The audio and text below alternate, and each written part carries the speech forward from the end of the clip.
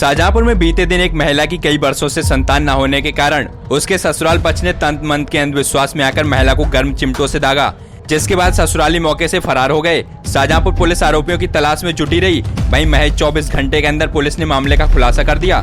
पूरा मामला पुवाया क्षेत्र के गाँव कैमारा का है, जहाँ एक महिला के कई वर्षों से संतान न होने के कारण तंत्र मंत्र के अंधविश्वास में आकर ससुरालियों ने गर्म चिमटों से दागा था। दरअसल ससुरालियों को लगता था कि महिला के ऊपर भूत का साया है। इसी भ्रम में ससुरालियों ने हरदोई से एक तांत्रिक को बुलाकर महिला को बहुत प्रताड़ना दी, जिसके बाद महिला की मौत हो गई। इसी बीच तांत्रिक समेत आरोपी फरार हो गए। वहीं महिला के मायके वालों ने पुवाया थाने पहुंचकर पुलिस को तहरीर देकर पूरी बात बताई, जिसके बाद पुलिस पूरे मामले की तहकीकात में जुट गई। पुलिस ने सोमवार को आरोपी पति सर्वेश, देवर बटेश्वर व तांत्रिक देवधर को सुबह 9 बजे गिरफ्तार कर लिया। एक युवती जिसका नाम शारदा देवी था, उसको घर के ही लोगों द्वारा दाग कर किसी तंत्र मंत्र के चक्कर में जिसके कारण उसकी मृत्यु हो गई है और उसका दाह संस्कार भी करने निकले हैं। इस सूचना पर इंस्पेक्टर पुवाया द्वारा तुरंत घटनास्थल पर पहुंचकर कार्रवाई की गई और वरिष्ठ अधिकारियों को बताया गया। हम लोग भी वहाँ मौके पहुँचे।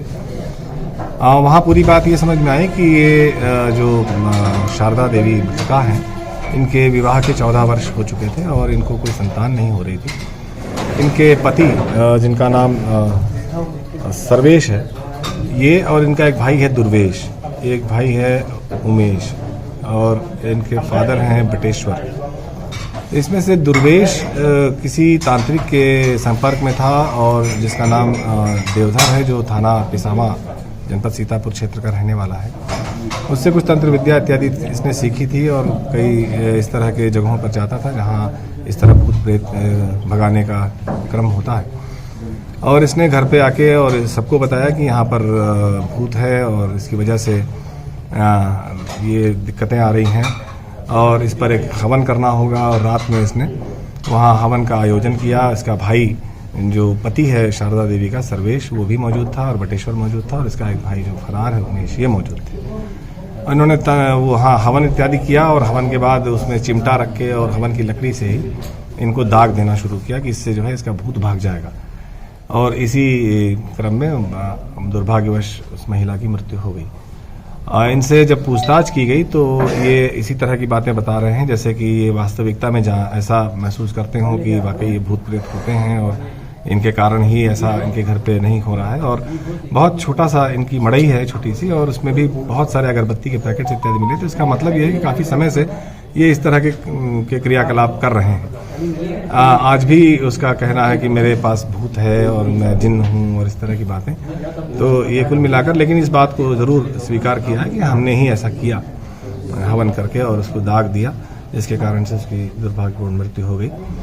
मेरा इस जो दो अभियुक्त हैं इनकी गिरफ्तारी के लिए हमारी टीमें गई हुई हैं और शीघ्र ही इनकी भी गिरफ्तारी कर ली जाएगी। लेकिन जो मुख्य अभियुक्त हैं इसका पति सर्वेश और इसका जो मृतका का जो देवर है दुर्वेश और इसके जो मृतका के ससुर बटेश्वर, ये तीनों अरेस्ट कर लिए गए।